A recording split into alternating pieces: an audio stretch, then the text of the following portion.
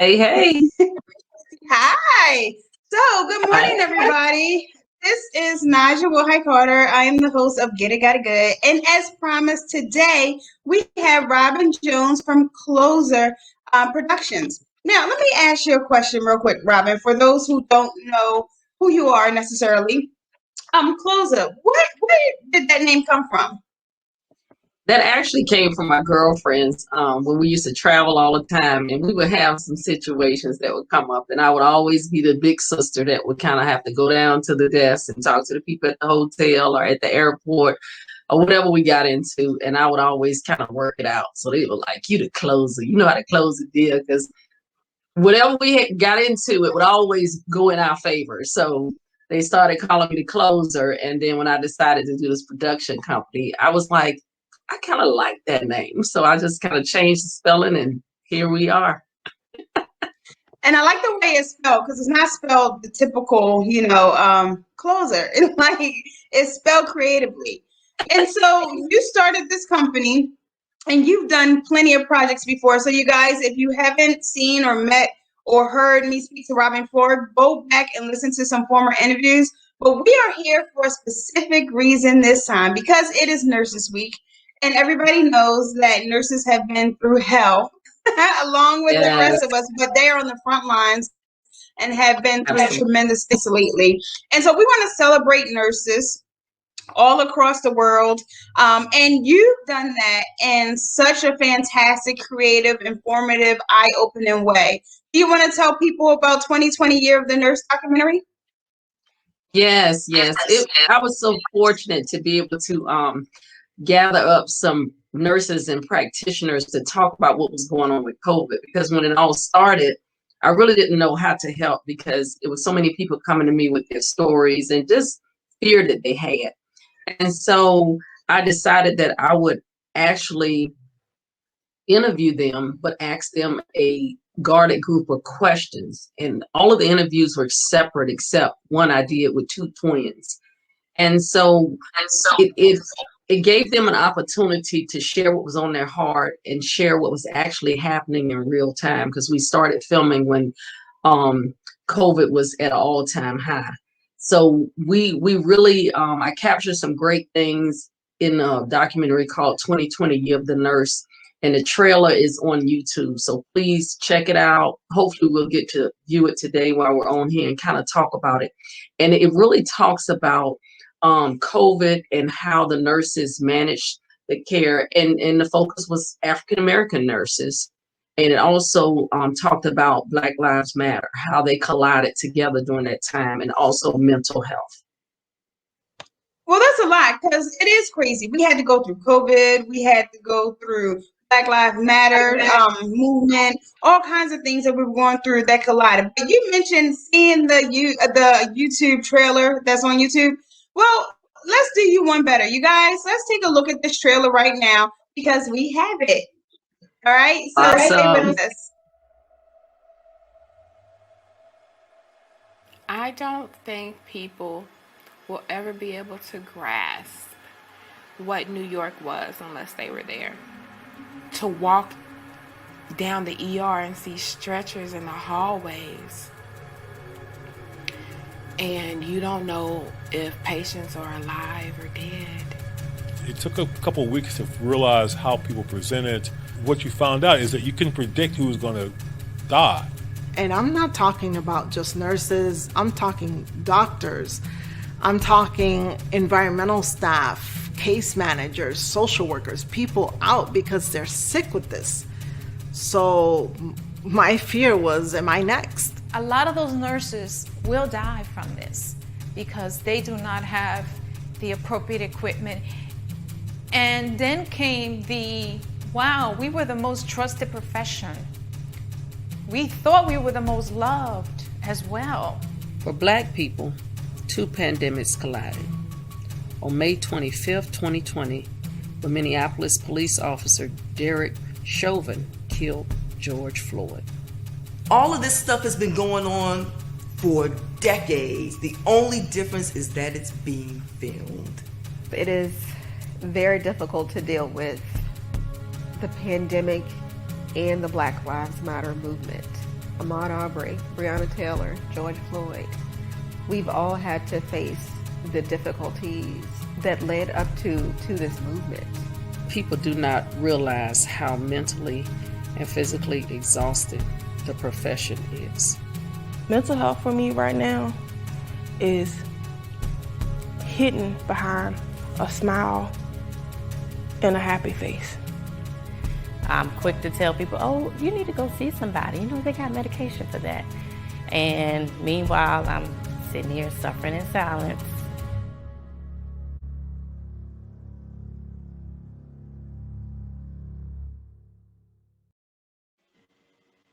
Wow.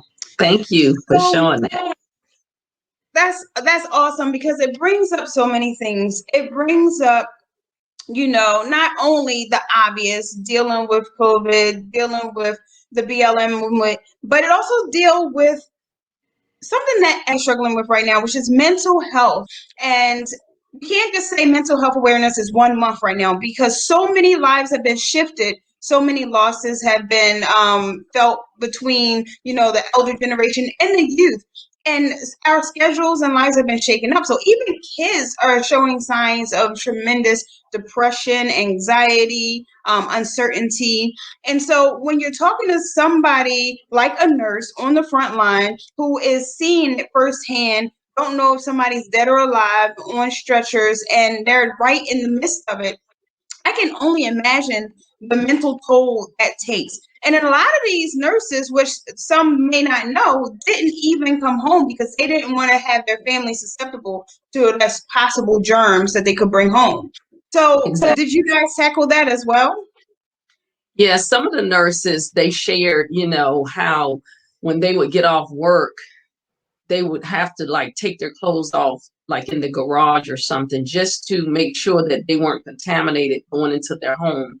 And then they would go immediately to take a shower. And, it could be an hour before they get cleaned up and come down. And the kids were struggling with that, because first thing they do when they see you come in the door is they run and give you a big hug. And things had changed because the healthcare workers weren't sure if they were bringing home, some of the virus. So they were extra careful. And after a while, when, our peers were being testing positive, then they, some made a decision to stay at a hotel. Some people stayed in their cars because they didn't want to come into the house and maybe their mate would bring stuff out to the garage for them. So it was a lot of changes that people had, and the children were suffering the most because now they're kind of stuck at home with their parents that's struggling with health,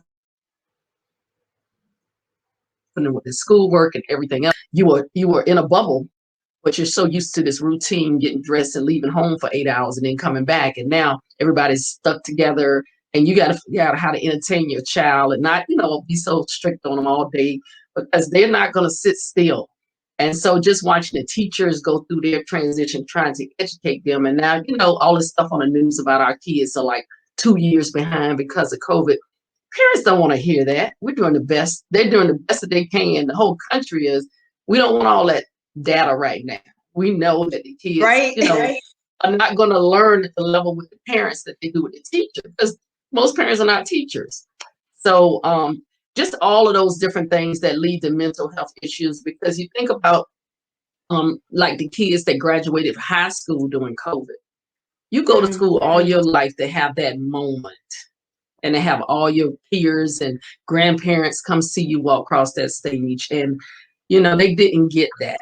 We did the best we could to simulate it, but, I know I went, you was just waiting on that one big graduation to go to the next level. And it's still happening now. Yeah. So mentally, and mentally the kids, something was lost. They didn't get the prom.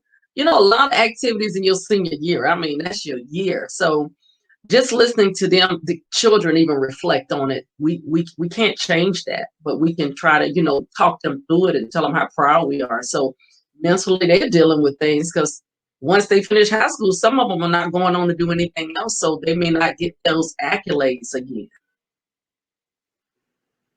Most definitely. So with that being said, Are there programs for nurses? I know that everybody is scrambling to find out how they can potentially get help for, a child, or how they could get help with tutoring for schoolwork, or how they can get help with all these different services.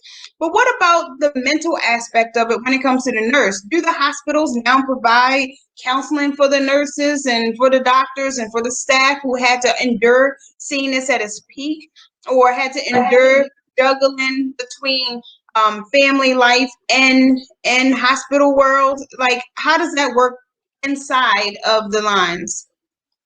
That's a good question. I did some research, and there are some programs and some employee assistant programs that are offered with a lot of companies. However, time is important. If you're, on the front line and then you're coming home, you take care of your family, you got to have that time to decompress so you can even be treated, stuff like that, just to have somebody to talk to. I was saying earlier, I need to go, get my nails and stuff done just to have some me time. But during this pandemic, things that would help you weren't available. And even when you talk about mental health, we got people that were already getting therapy before COVID hit. Even people that were addicted to drug and alcohol, a lot of those programs shut down during COVID. So it was really hard to get the continuance of care that we were used to. So for nurses and like other professions, you had to cling on one another. So during this time, a lot of crying, a lot of praying together, exercising. Meditation was something I picked up because that was pushed a lot in my facility, as well as some nurses that specialize in it. So meditation became very powerful for the whole country. I'm sure people had never heard of meditation because we had to stop our minds. We had to stop taking in so much negativity and just really, take control of your thoughts. Indeed, indeed. But Robyn, we're going to take a really quick break. But you guys, when we come back, I want to hear about some of the stories that you heard while filming the documentary. And how did you do this during the height of COVID? Because everything was shutting down. But yeah, you were like, let's go. Let's get this story. Right? Like a true reporter. That's how I look at it. So you guys, stay with us. We'll be right back.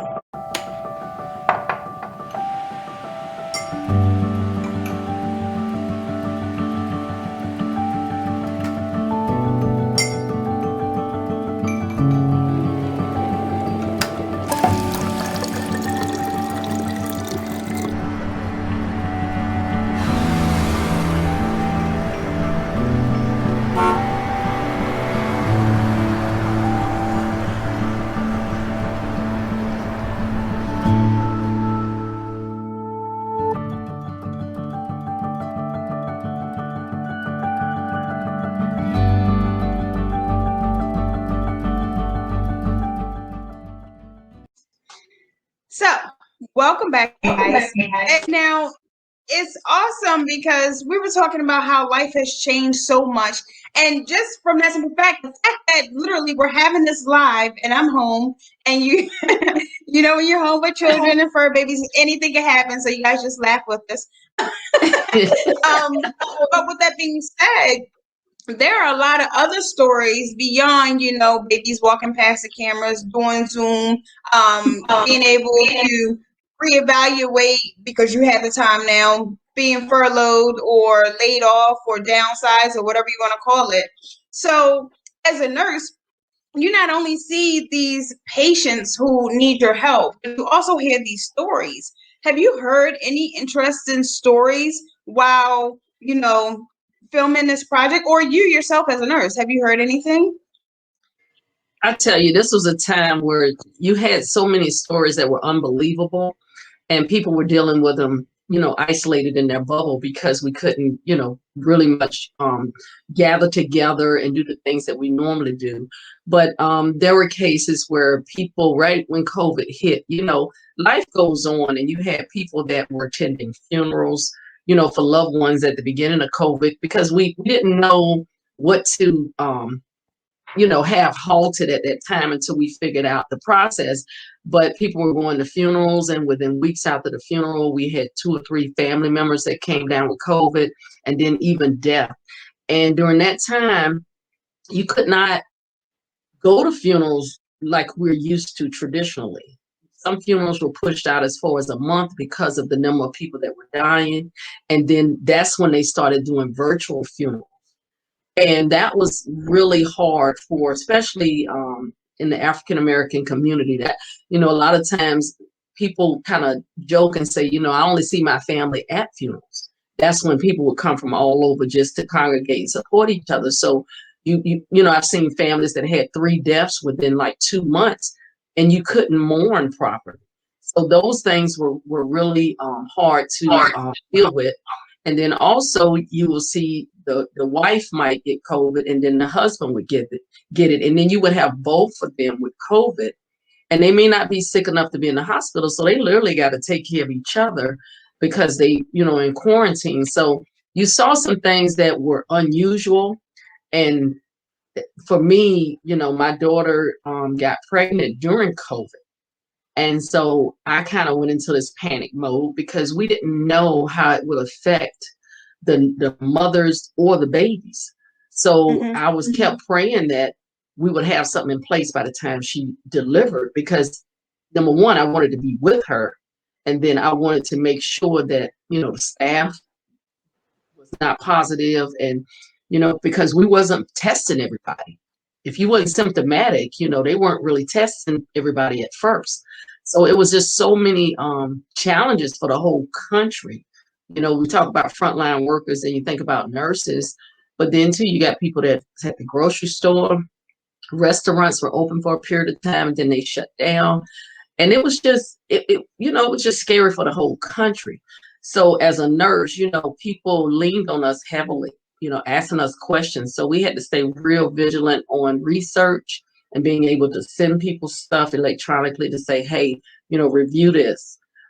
Different jobs, everybody didn't shut down at one time until the governor stepped in and laid out some clear-cut guidelines. But, it took a while for them to say all schools. You got different counties that were open a little bit longer. And now we have different counties going back to school and others are still home. So we're still, like right in the middle of this thing.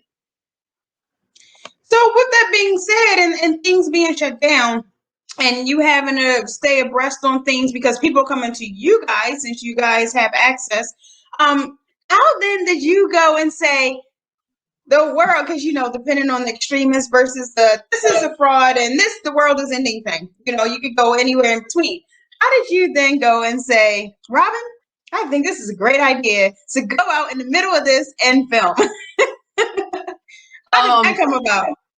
Believe it or not, I'm smiling now because the project is complete, and I think it's going to shed light on a lot of issues. But during that time, it was out of fear, because when COVID hit, I saw the responses of my peers. I saw so many researchers and scientists on TV, just the fear that I had never experienced in healthcare before. I've seen when the AIDS epidemic hit, my history and my background is dialysis, so I've worked in blood most of my career. And when AIDS hit, I remember that, but it was not the panic like this. And so to be in the midst of this in real time, I didn't know what to do to help my peers, because I feel like, we always know what to do. We kind of get excited when something new comes on the scene and we get to apply our evidence-based practice to it and watch us solve that problem. But with this, nothing worked. And so I just started talking to more and more people, listening to their stories. And I felt like we needed to capture it in real time. So being a nurse, a dialysis nurse background, PPE is very important. I'm fortunate. I was in dialysis over 30 years and never came down with any hepatitis, HIV, or anything like that from working around blood on a daily basis, because I was very meticulous in my care. And so interviewing nurses and practitioners, they came with that same background. So it actually was easy they were wearing their masks, washing up. I mean, with social distancing. I was screening them coming in. We had separate areas to check in, just doing all the things that I had done in my prior practice. And as we filmed, then you saw the same practices being rolled out in the country. So I felt like we were ahead of the game because, you understand how stuff is spread and you have to take that extra time. And with these interviews, I was able to interview everybody one at a time. So I never had a huge cast out there at all. And my producers were in California and Orlando, and they were on the computer screen. And basically later, that's how everybody started making films the same way that we started. So it was all God's idea, I will say that, to do this whole project, because I was spending a lot of time in the chapel just praying and crying because I was like, is this the demise of our country? Because it was so overwhelming. And the numbers were going up. We've never seen numbers like this, not even in war. Yeah. And so you have that background, and obviously it was a strength for you, and knowing how to keep contagions down, PPE, you guys, personal protection equipment. For those like, what is PPE? And everybody you interviewed had the same wealth of knowledge, and so you could come in with fair confidence that people were doing the right things that you were coming in contact with. As you stated, the country was behind the eight ball on that, was behind the game. What do you think about some of the practices that different leadership is rolling out now in different parts of the country? Because we're still like, some are, some aren't, some do this, some do that, some allow this, some don't. What do you think about that as a country as a whole, and what do you think should be done? I think we're definitely in a better place with new leadership than we was right in the midst of 2020 when it hit. I feel like the leadership that we have in place now, they are on it. We're behind, but they're gathering data, laying out processes, respecting our research and also our scientists. So I think, right now we're at that place with the vaccination, just getting people to be more confident about, the reason you're taking it and how the outcomes will look better if you are vaccinated as opposed to not being vaccinated.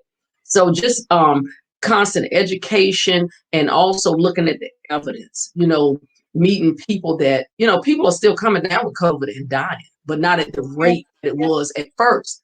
So you're looking at people that are vaccinated and still wearing your mask and social distancing and seeing how, those people are doing with following protocol. And that's the thing that I can say, the evidence is in front of us. If people think this is a hoax, the evidence is in front of us. People are healthy, and all of a sudden they start having these symptoms, and then they're gone. And you're like, that was the fastest. You couldn't even figure out what to do next because it was happening so fast. And now we got a better grasp on, some of the symptoms that we're looking for. At first, people were presenting one or two things, similar. And, we talked about that smell, something's going on with the smell, their bones are aching, stuff like that. But you got people coming in with other symptoms as well, the chest pains. And so now we kind of know how to, evaluate them a little bit quicker. And now, people are getting these COVID tests back to back. Every time you're traveling and doing different things. And at first, you couldn't hardly get tested. Yeah, now it's everywhere. So you guys, we're going to take one more break, but I definitely want to come back and talk about the change in symptoms. And you, as a nurse, what are your thoughts on vaccinations? Because I know that's another for or against type of situation, especially coming from the African-American community and our trust in the system. So you guys, stay with us. We'll be right back. What's up, y'all? It's your girl, Melody Renee. Make sure you check my new hot single, Let It Flow, with your girl, Tori, on Power 904, where they give it to you straight like that, for real. It's a girl, Melody Renee. G-O-D, baby. Okay, guys, we are back. I definitely want to get into vaccinations. So I have a lot of shows from different perspectives, different people, different backgrounds, and everybody has an opinion. It's like I won't say it because I'm on TV. That's right. We I'll all behave have today. one. Yeah. But depending on your background and what you've seen and what you've been exposed to, it obviously influences your opinion. And because you are in the healthcare system, and you've had access to others in that system, I was curious to know, what are your thoughts about these vaccines and the companies that are making these vaccines, and the differences in how they were traditionally prepared versus how they're being rolled out now? Well, that's a loaded question.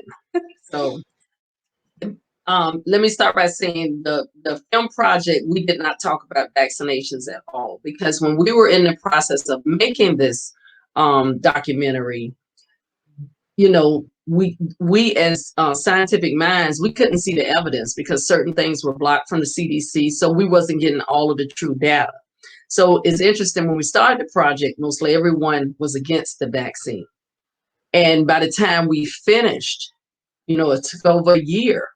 Then, people had a different perspective because leadership changed. And then we were able to see what the demos really looked like, and also the outcomes, and feeling like, hey, the benefits, really do outweigh the end result, which would be death, and possibly, patients getting on ventilators and not surviving, and then having a whole lot of symptoms to deal with after having COVID. So a lot of us that did the project, we have been vaccinated. And for me, and I tell everybody, it's a personal decision. It's a lot of good information out there. And so when people talk to me about it, I send them information so they can make an informed decision. And for me, my push was, my daughter was pregnant and she was going to be delivering, and I wanted the option to go in there with her, because she said, Mama, I want you with me. And during that time, you could only have 1 or 2 people in the room. And so I did not want to be there with her when my new grandbaby was born and not be protected and potentially, infect my family. But then my mom is older too, and then seemed like a lot of elderly people were having a lot of complications during that time, because nobody was going to the hospital for anything unless they had COVID. Anything happened to them, they want to treat themselves at home. So yep. I felt like we went back to the old days when we were making house calls, checking on people. And I did not want to be a carrier. So I had to make some big girl decisions. And I said, you know what? I'm seeing so many people dying and catching COVID. I definitely want to put myself in a safe position. And being a healthcare provider, I still go into the hospital. I don't see patients, but I'm around a lot of medical staff as well. So I wanted to be as protected as I could. So it was my personal decision. And I have friends that have not had the vaccine, but every time we get together, we have that discussion. And I just told them, at the end of the day, your chances of survival will probably be better if you get the vaccine, build up some antibodies. But that's their own personal decision. And that's where we're at as a country. It's a lot of, we have never had this much information on any pandemic before. And I think we got some doctors that are constantly educating us on CNN and all over. So it's personal. And, I don't know if you've had the vaccine, but a lot of, my friends, they're like, I think it's a conspiracy. And I said, okay, I just need for you to do some exercise, stop smoking all those cigarettes. So if something happens, you'll get healthy. Yes, on the other side. I hope, so you have a better chance of survival, right? Right. So what do you think about, if you look at it statistically and the demographics of who is against it and who is for it, a lot of times it's drawn on economic lines, on race, and on class. I hate that word. But as an African American, what do you say to other African Americans who have issues with this trust in the system, or with this experimental phase, or with the lack of testing? I mean, I guess by this point, there's millions of people who've had it. but then there's scares like recalls and things like that. How do you recall something that's already injected in you and things like that? So what do you say to the whole demographic that may be opposed to it based on those things? I think this pandemic is so different from anything. It's just like, this is affecting the whole community, the whole country. So when you're making this decision, it's not really just about you. It's if you don't get vaccinated and you come down with it and you still feel free, like I don't need a mask, I can be around my daughter, my grandkids, and you pass it on, it just goes out and it becomes a communicable disease. It's spread all over. And we need to, take our responsibility. A lot of times you have to put stuff into law for people to somewhat follow them. And that's why when the leadership, are talking about making, everybody wear masks and then, possibly, have punishment behind it if you don't. It's to me, why would you have to even go to that link when you can see the evidence in front of you that people are, hanging out together at their home, that's their cousin or brother, boom, they come down with COVID. That happened in your space. Nobody that happened in your space, so you can see that it's something that we can't control. When you think about tuberculosis and different things that stuff happened, we couldn't control it, but we could control our behavior to control what it would do to the population. So that's the thing, is all in behavior, emotional intelligence, making those decisions holistic, not just for me. And that's why I say my decision to have my vaccination was not just for me by no means, but I wanted to see my people. I wanted to be around my mom. She's older, but I could not, I don't want to put myself in a position where I make my mom sick, because I have met people that finally got to see their grandmother, and they were like, this one guy in particular, his wife kept saying, no, just wait till we get the vaccination. And it's been a while, because if you don't fall into a certain category, it takes a while before your name is called or pulled up for you to go get your vaccination. Sure, yeah. And he just felt like he needed to see his grandmother, and he did. And then I think they said like 5 days later, she got symptomatic. And then she got admitted, and it was COVID, and she died. And probably 15 days after that, he committed suicide, because he felt the burden that it was him, but he did test positive. So, and a lot of times people don't realize they can be positive and not even know it, and not have symptoms, but somebody who have a weaker immune system can definitely pick that up and fully get a full-blown case of COVID, because you can be a carrier. That's what they say about children. They can be carriers, but they generally don't have those same type of symptoms, and therefore that grandparent zone is dangerous. Right. And with us as African Americans, our grandmothers, big mama, they mean a lot. You want to see them. And so now that family, I actually know them very well. That family is struggling with both of those losses. But it was, that was a decision he made, because he just had to see her, but her immune system couldn't fight. They had their masks on, but I think he stayed like 5 hours over there, ate with her and everything. And I think during that process, you take your mask off to eat. So he took on the burden that it was all him.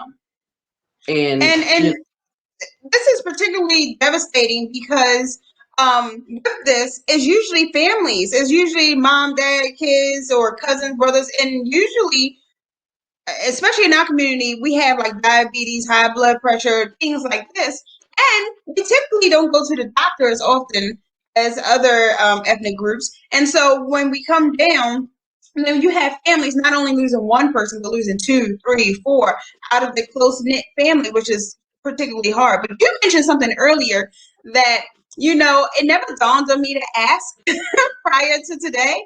You said something about post-COVID symptoms. So a lot of people think, okay, they got COVID, they got sick, they got healthy, they died, whatever the case may be. But once that's over, you think, okay, done. What are some of the things that happens once a person do recover? What is that like? How long does that take? That's a good question. It's a lot of groups out on Facebook, Instagram. You can go into your search engine and people are documenting. And they started documenting before they started all these cohorts, because now different facilities have patients that have survived COVID and they keep a log of what's happening with the body. And I got on one probably before the year was out, maybe October, November. And some people still can't smell. Some people are having like a lot of Parkinson type symptoms as well. Some people are having problems with their vision. Some females say their hair is thinning really, really, our hair thing is when we get older, but these people are in their 30s. So one lady was talking about her teeth. She feels like her teeth are loosening up, and it's been maybe 6 months since she had COVID, and they keep a log of everything that's changing. And in my documentary, we have a practitioner that has survived it, and she shares some of the issues that she's still going through today. So it's not over by no means. They're being followed, and different things they're relating to COVID. And when you think about COVID, and we went through a whole transition with this, benefits, all kind of stuff like that. I remember when people were coming down with COVID at my facility, and they were out for 10 days, 20 days. A lot of that stuff you had to use sick time for if you had it. But later on, when we saw that this was real, it was going to be here a while, then certain benefits were integrated into the healthcare system. So if you were out with it, and even with the vaccine, people taking the vaccine and being out of work 3-4 days, I think they gave you a grace period of 5 days because it takes that long to recover for some people.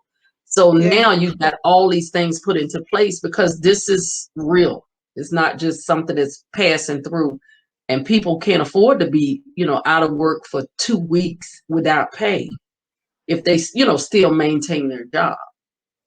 Yeah, I mean, this is something that is going to continue to change. Is going to continue to affect our life. There is no going back to the old way of life. There is a new norm. But why, for people who don't have a medical background, why is COVID affecting people in different ways? Because a flu is a virus. You get it, you get over it, it's done. Why do you think that people get this and then maybe their hair thins or their eyesight goes or their smell goes? Is it damaging something within us permanently? What do you think?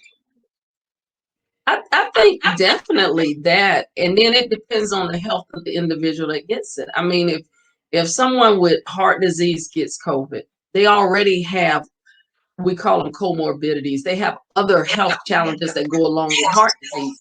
And now COVID has taken them down and affected their whole body. They're going to be weaker, and they really got to go through some rehab, trying to get back up to at least that level that they were on before. So it depends. And then we saw healthy people, athletes, getting it and dying.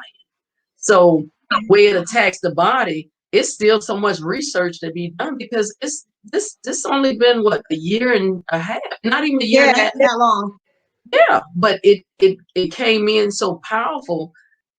And I respect the fact that everything kind of stopped. It's like kids don't go back to school, you can't go to work, you just, because that's what should have, you got to stop and reevaluate what's going on. So now coming up into the fall, we're looking at, are they going back to school? What do we have in place for our children? Do we have the money to have enough hand sanitizers, soap, everything they need on the bus, everything they need? And then if you're going to be able to get bus drivers back, because a lot of the bus drivers were older people. That's what's like their retirement job, in their 60s. They're driving the school bus because they love the kids, but a lot of them are fearful that they'll get COVID.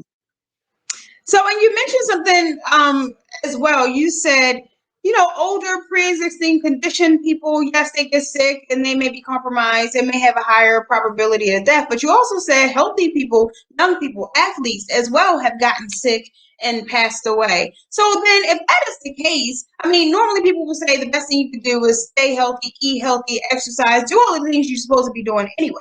But if that is the case, what would be your just blanketed advice to the population when it comes to COVID?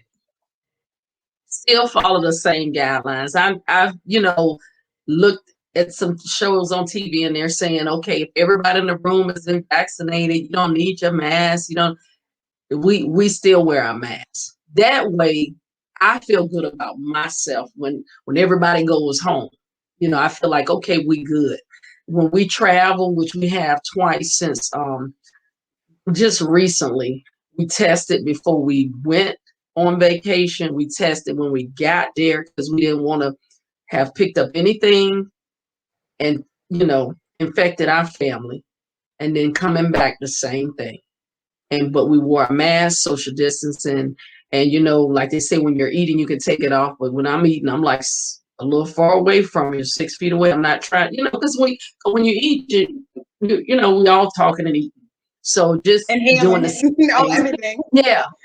Yeah. So I think, we don't really, everything is still in the process of being researched. So, but I have seen people that are practicing these things.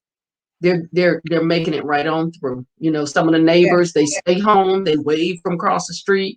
They're not going out to eat. They're going to get their groceries, and you can see them cleaning the bags at the door. And they're in their 70s and they're doing okay. And they've been tested and stuff. So I think it slows us down. There's extra stuff to do. But at the end of the day, it's worth our life. Yeah. Yeah. I think this is the new norm. Yeah. Yeah, I think it's the new norm. And it's got a lot of pros and cons. Just like we're having this interview today. I'm enjoying it for a couple of reasons. I did not have to fight the DC traffic to come up there because, you never know what you're going to get when you head to DC.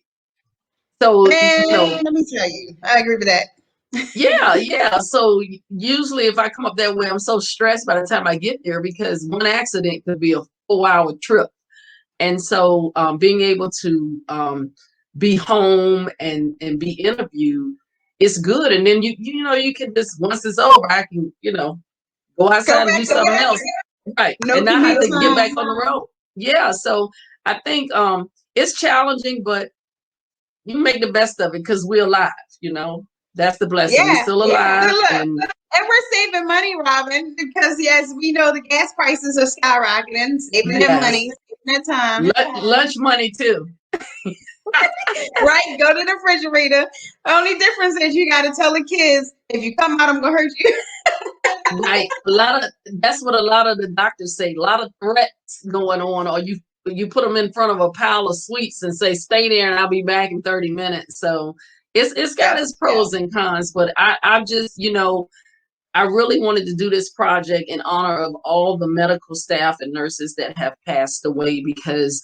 So many people in the country that's on the front line, they've passed away doing their job because, we did the best we could. But when you look at supply and demand, equipment, it was challenging. Most definitely. So once again, to celebrate nurses and the week of nurses, this is a whole month now because you guys deserve it. I'm going to replay this trailer for those of you who missed it at the beginning of the show. And then we'll just come back and say goodbye. But guys, definitely watch this trailer. This is just awesomeness. Speaking of which, well, I'll get to it when we come back. You guys watch the trailer, and then we'll talk about where they can actually see the whole documentary, okay? So you guys stay with us. We'll be right back. I don't think people will ever be able to grasp what New York was unless they were there. To walk down the ER and see stretchers in the hallways, and you don't know if patients are alive or dead. It took a couple of weeks to realize how people presented, what you found out is that you can predict who's going to die. And I'm not talking about just nurses, I'm talking doctors, I'm talking environmental staff, case managers, social workers, people out because they're sick with this. So my fear was, am I next? A lot of those nurses will die from this because they do not have the appropriate equipment. And then came the, wow, we were the most trusted profession. We thought we were the most loved as well. For Black people, two pandemics collided. On May 25th, 2020, the Minneapolis police officer Derek Chauvin killed George Floyd. All of this stuff has been going on for decades. The only difference is that it's being filmed. It is very difficult to deal with the pandemic and the Black Lives Matter movement. Ahmaud Arbery, Breonna Taylor, George Floyd. We've all had to face the difficulties that led up to this movement. People do not realize how mentally and physically exhausted the profession is. Mental health for me right now is hidden behind a smile and a happy face. I'm quick to tell people, oh, you need to go see somebody. You know, they got medication for that. And meanwhile, I'm sitting here suffering in silence.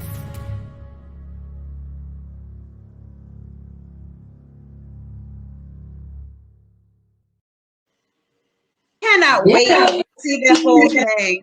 I mean, it's just like it pulls you in with the perspectives of these nurses who have seen it front line and in some of the worst places like New York, where people live on top of each other, therefore you know it's going to be an issue. So if that's the case and people want to see this, how do they go and see it?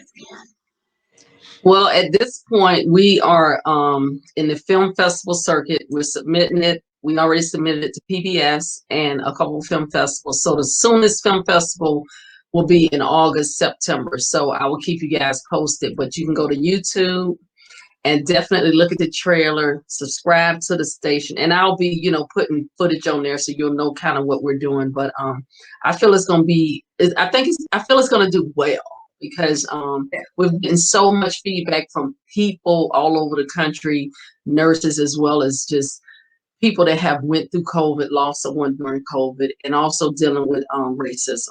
So Yeah. it's going to be always something to talk about. So I'm excited that, you know, my team was amazing. I got to shout them out.